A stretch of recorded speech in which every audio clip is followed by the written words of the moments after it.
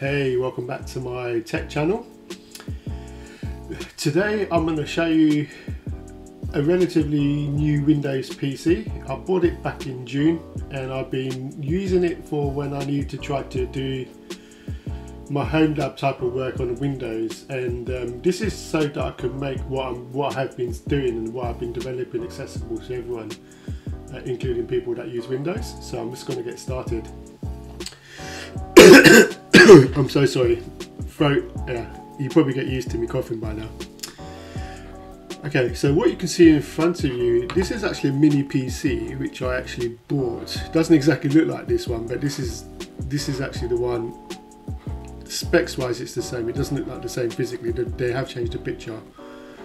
But this is what I bought back in June, and I paid about £230 for it. At the time it was on sale. I think right now if you used to buy it on Amazon, this is the UK store, it's after applying the £100 voucher it would be £270. So I wouldn't have paid that much for it, but for what I got at the time, it was good for £230, to be honest with you. And it's running here below me, so I'm gonna see if I can point the camera down to this tiny one right next to the microphone. So I'm just going to bring the camera back up again.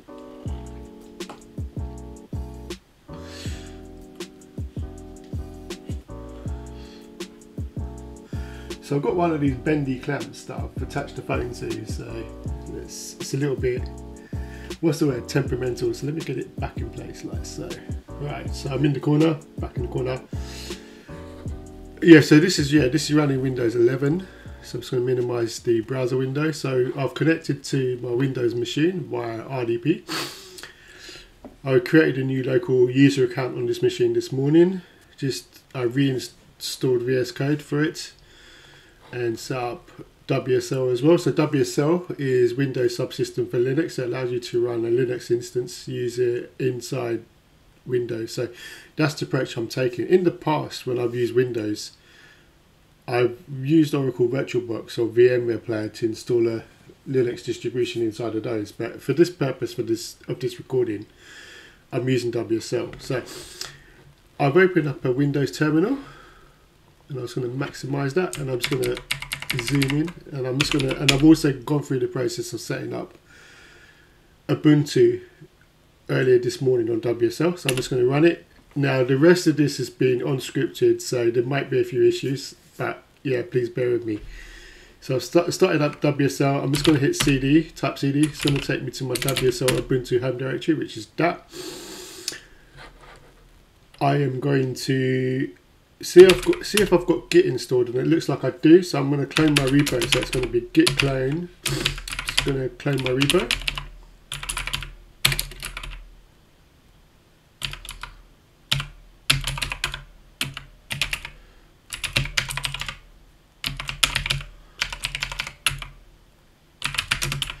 And clone it to bin. Okie dokie, I'm inside bin. Just going to go inside bin.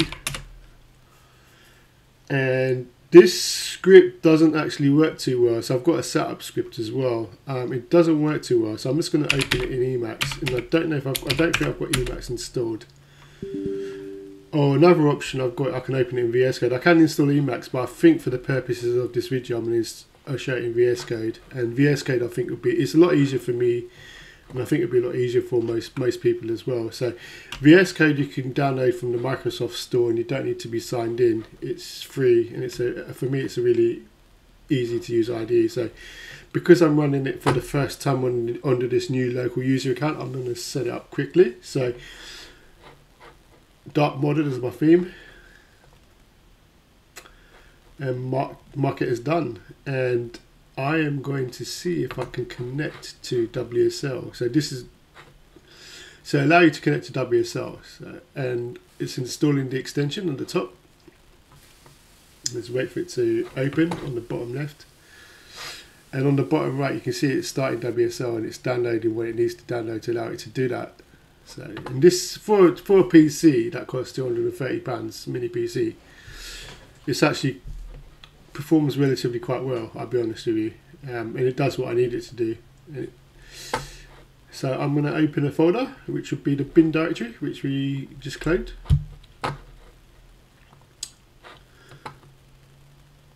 I trust myself.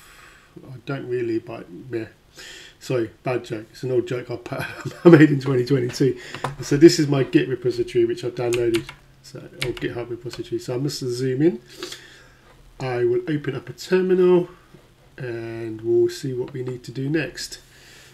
So I think I've got a script. I'm just gonna do a search for it, which is setup host. So let me see if it will allow me to open that. So I've got this script here which runs, and it runs a few commands, and it installs a few libraries as well, including Emacs, Glances, Ansible, NeoFetch. It doesn't install the latest version of Ansible. It downloads the default one from the repository, so I'll probably go and update that later.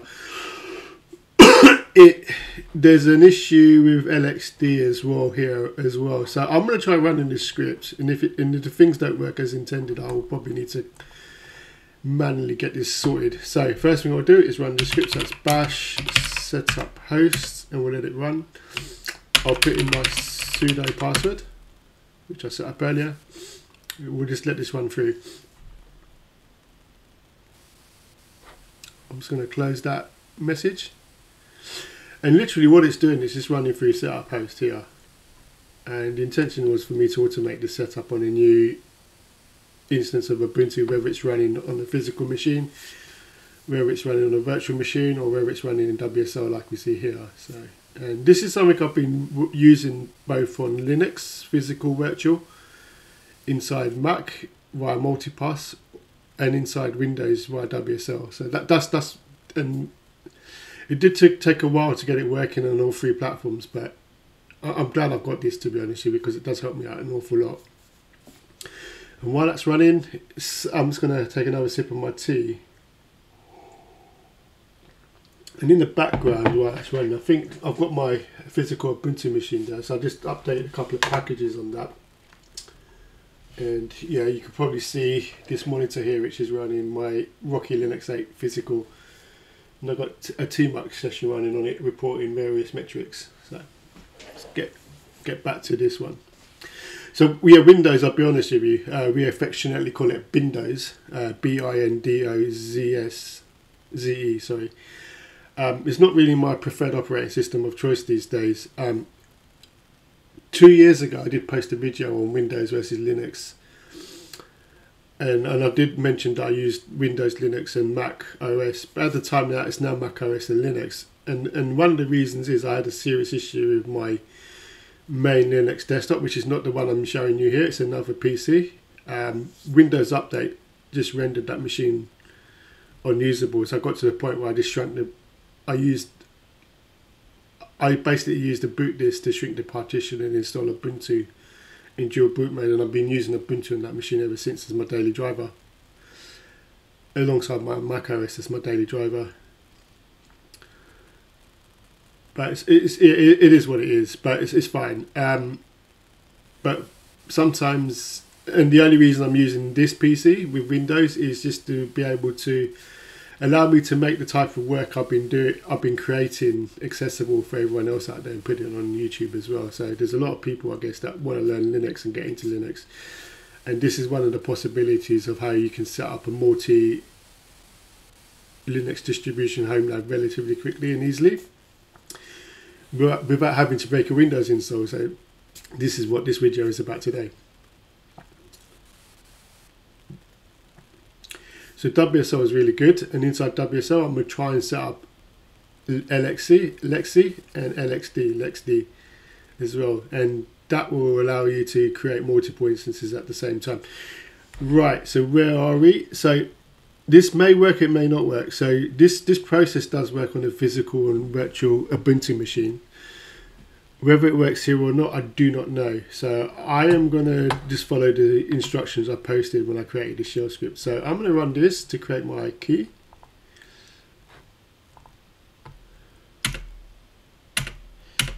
And I'll be honest with you, I'll blow this away once I finish this video.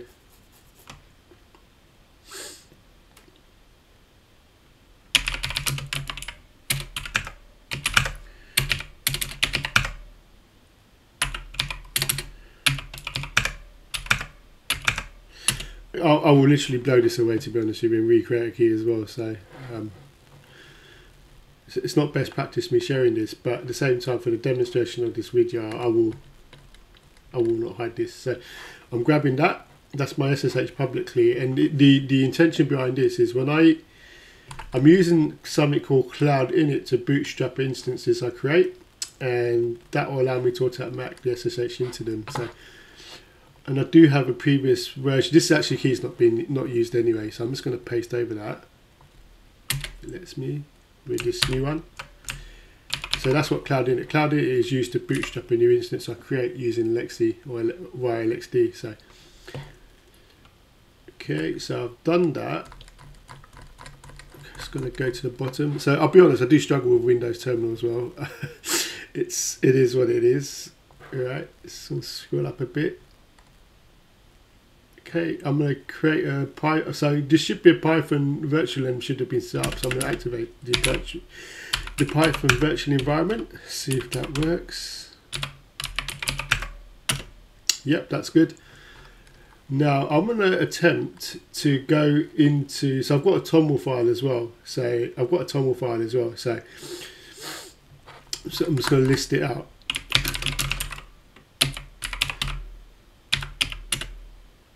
Which is Rocky Test Lab. So I'm going to just open it up. So these are now set up as containers. So as of this moment in time, which is Saturday the 31st of August 2024, I can get the LXC containers working, but I can't get KVM VMs working inside LXD, and that's something I haven't really explored in anger. So it's something I need to take a look at. But what I'm going to do is set up a TOML file to create 2 of these instances. Running in WSL, it is a lot slower than it is running on the native Linux or on Multiply. So I'm just going to remove one of the instances. So for each of them, we're setting up a name. We're going to pull the container image from the cloud. I'm going to allocate 2 gig of RAM and allocate 2 CPU cores as well. And again, because I'm running in WSL on a relatively cheap PC, I'm going to reduce the specs, but this should be good enough for the purposes of this demo. So the intention is my Python script, which I've got, is going to go through this TOML file and create these instances, which will be LXC system containers. Okay, and this is the actual code, and this code is available on GitHub. So this is code I written a couple of years ago. So yeah, brand new instance of VS Code, etc., WSL. So I need to install the Python extension. So because I've double clicked on the Python file, I'm going to go ahead and install the Python extension. So I'll go and do that now. So while it's installing that, we do use Ansible as well. So I've written an Ansible module here, called Ansible Gen. So, and that will create an Ansible YAML file dynamically as well, and then call it Ansible as part of the process of creating those instances. So in a nutshell, I guess this is a home lab self-written IIC tool. So, and I'm going to attempt to run this now. So let's do that. So I'm going to run time. So I want to see how long it takes. Python 3 and run the script, and fingers crossed. So it's going to attempt to run it. Okay, so I'm seeing the first error, and this is okay. So the first error is okay, and this is not an issue I've seen, I'll be honest with you, on a physical machine. So what I would do is this particular file is, I'm just going to do an ls on it so you can see who owns it and who's got access to it. So as a workaround, what I tend to do is I can add my user to this group. So I'm just going to get that sorted out now. And I'll be honest with you, I'm surprised I did try to do that here, get myself added to that group. So I guess I probably will need to log out and log back in again, or do a source or something, but I'm going to do that. And yeah, and I'm just going to close this and reopen it and take another look.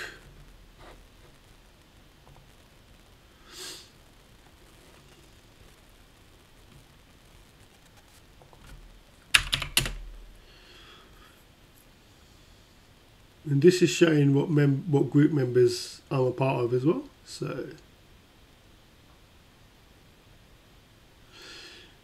actually, I did see this issue yesterday in the virtual machine running on VMware as well on another machine, and yeah, this is the same step I took to get past this. So what I may want to do here is just try this instead. Sorry.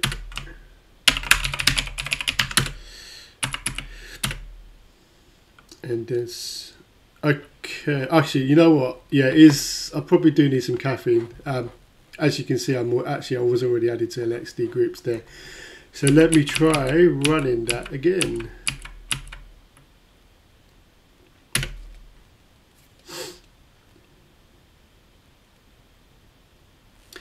It looks like I'm a lot more successful this time. So as you can see, it's using Cloud Init to bootstrap.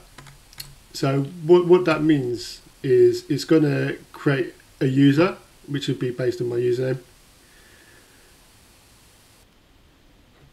For the purposes of this demo, not best practice, but I wouldn't do this in production. I'm setting up sudo there like so I can SSH to it without having to put in a password. I'm setting up a key, which I showed you how I created the key earlier, and also doing an SSH configuration. So this will allow me to seamlessly log in via SSH. Okay, so this health check has failed. It may be because I'm running in WSL and I'll set the countdown timer to be too aggressive for the check, but we'll let this run through and see how it goes. To be honest with you.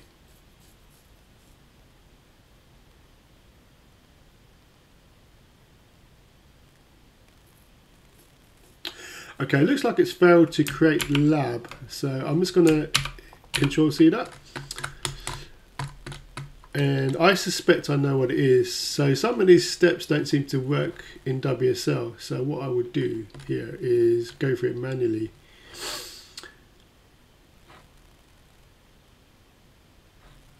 And I suspect I need to configure LXD manually, so I'll go ahead and do that. So I'm just going to, I'm just going to run LXD init, so bear me, like so. And just go through the process of getting it set up like this. So I was trying to automate this, and this does work on Ubuntu, but again, that's the old classic saying, it works on my machine. Yeah, but so I'm just going to go through this.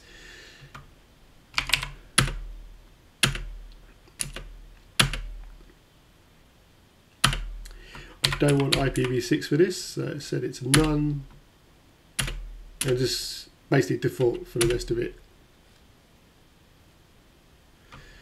Okay, that seems to have gone through okay. Now what I will do is just run these commands manually. So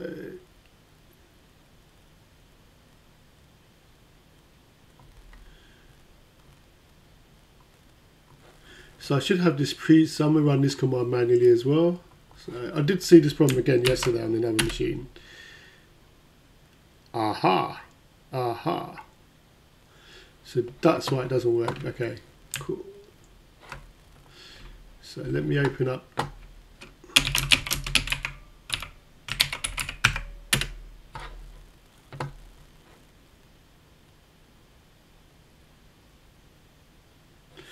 Okay, so yes, I was using the pre-seed file, I guess, to do the LXD init. So this is something I'll look at in another iteration down the line. So okay, so in this case, I'll probably need to add some logic. If it's running in WSL, don't run the shell script. You don't run the shell script. You just execute this manually.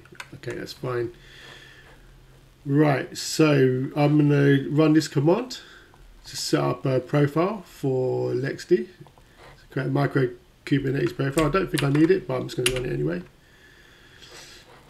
Then I'm going to create the profile like so.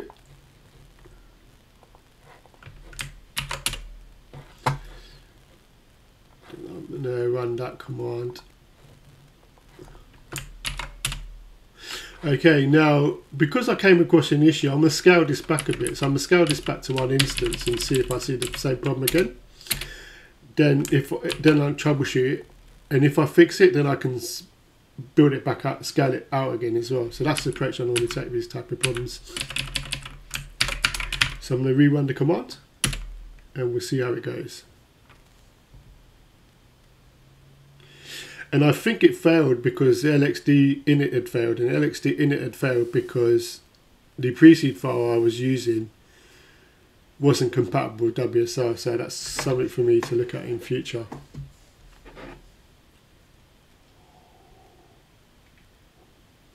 Okay, it looks like it's created the container now, the hour rate container, and it's gonna, and I'll put in a countdown timer for it to wait before it proceeds. So what I will do there is, I know it works, I'm just going to Control C it, and I've got a teardown script as well, so I'm just going to tear it down just to get rid of that. Just run that as follows, and I'll destroy everything that's in there. And for the purposes of this demo, I'm going to add another instance, which is this one. It needs a different name, so I put that in there like so. I'm going to go back to my Python scripts and just look at the countdown timer as well, and just set it to be a lot more aggressive so that you don't get bored watching this.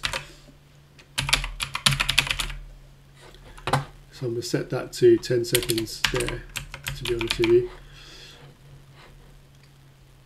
And just rerun the script, and then we'll see what it does. And then I've got something else I'll show you once that's done. So okay, so I'm going to rerun it. I'm going to open up another tab on the side, so split terminal, and here's some front end I've written as well in the past, so I'm just going to run that. So Python, again, not production grade or production ready, it's just something I was learning because I felt interested, but I've written something called frontend.py using Python and Flask and Ginger too. So I'm just going to fire. It's going to take a few seconds to fire up. It's not really optimal at this moment in time. But what it would do is it will report on each instance when it gets created. And I think that looks a little bit too small, so I will zoom in on that. And it's reporting the actual WSL instance, the RAM, its RAM utilization, its CPU cores, how it's performing, node average values, its uptime. And you'll see here as well, it's seeing the first instance, so it's reporting on that. Again, work in progress. And I'll go back to VS Code and see how we're doing. So yeah, it's run a countdown timer for 10 seconds, and it's going to wait. It's going to wait before it proceeds to create the next instance.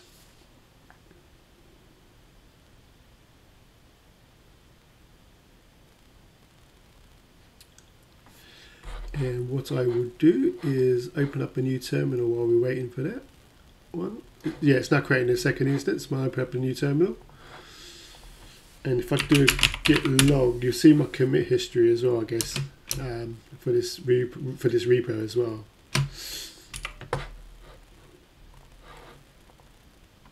Okay, so it's created a second instance. If we go back to the web page, you can see that there. Second instance, it's running. You can see its CPU usage, its RAM usage, when it was created, whether it's running or not. Okay, I'm going to swap these two columns around. So the type is container and the OS is ARM Linux. Yeah, I'll swap those around. So I'll fix that at some point.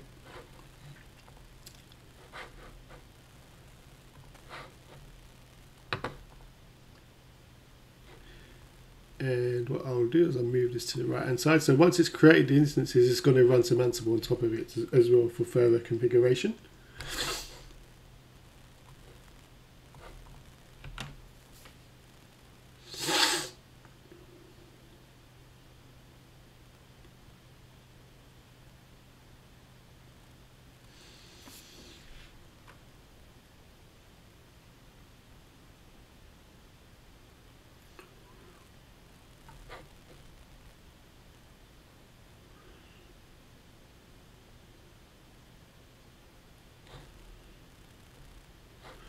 I guess what I'll do is I'll walk through the Ansible while it's doing this. So it's using the module I've written called Ansible Gen, and it's now executing. It's now actually setting up the trusts as well. So SSH trust. So on the left hand side, we'll go to Ansible.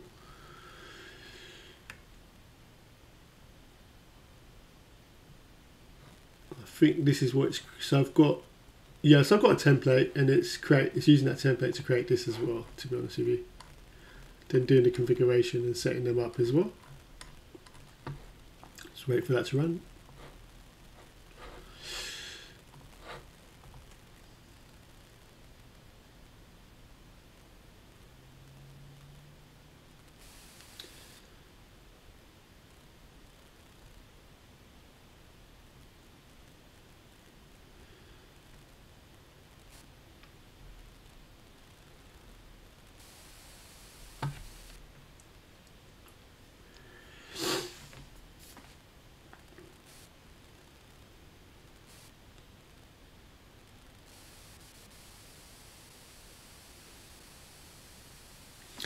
I'll pause the recording and resume once it's finished.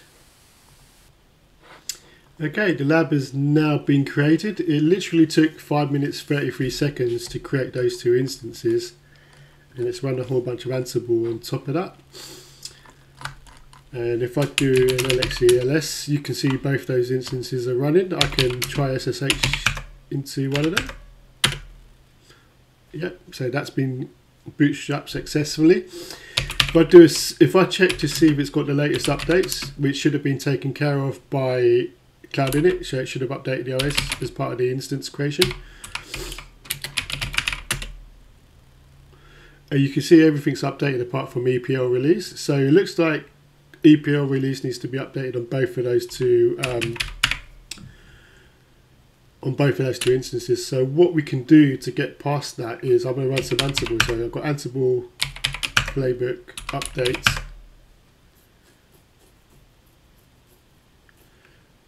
I'll choose the Ansible inventory, which is, I want to make sure it's the right one. So, because this was created dynamically, so it's definitely not this one.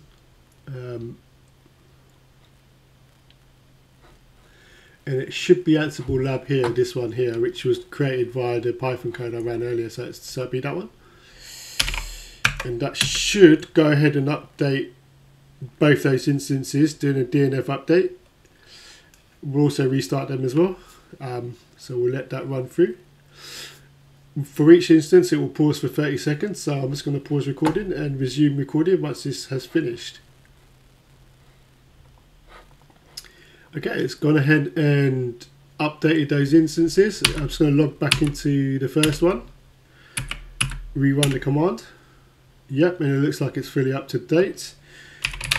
So the final task is for me to run a report as well, just to make sure everything should be doing what it should be. So it's Ansible playbook, job report. This is also on the repository. And run it against both those two instances as well, and that's going to generate. That should generate some HTML. So let's wait for it to run through. Here we go. So reports folder there, and I'm just going to open that in a web browser if it lets me.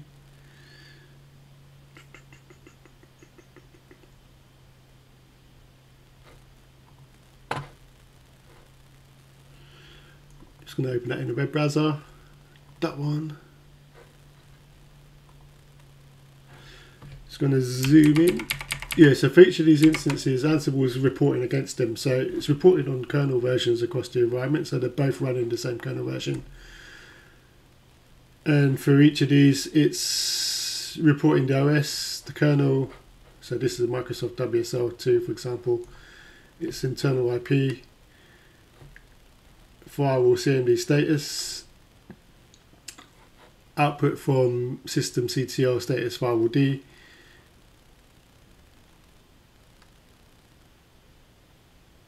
That looks like it's okay. I'll put in some logic as well, because there is problems with firewall D on Alma and Rocky system containers in LXC running in WSL. So I put in some additional logic to cater for that, and it only looks for that logic only works if it sees the string Microsoft inside the actual kernel uname -a output. But you'll see that in the code if you're interested in going into it further. It's DNS configuration, and also, yeah, we want to make sure this is disabled, but this is also configured by Cloud Init as well, but it's quite important. And you can actually add anything you want to this report. It's relatively easy to modify. So I guess, to be honest with you, I'm going to wrap it up. So thank you so much to getting to the end of this video. It's 30 minutes plus. If you do suffer insomnia like I do, I'm actually going to keep rewatching my videos, and that will help me with that. And I advise you to do the same thing. And please feel free to subscribe to my channel and hit the notification bell should you wish to be notified when I upload further videos in the future. Thank you so much. Peace and love.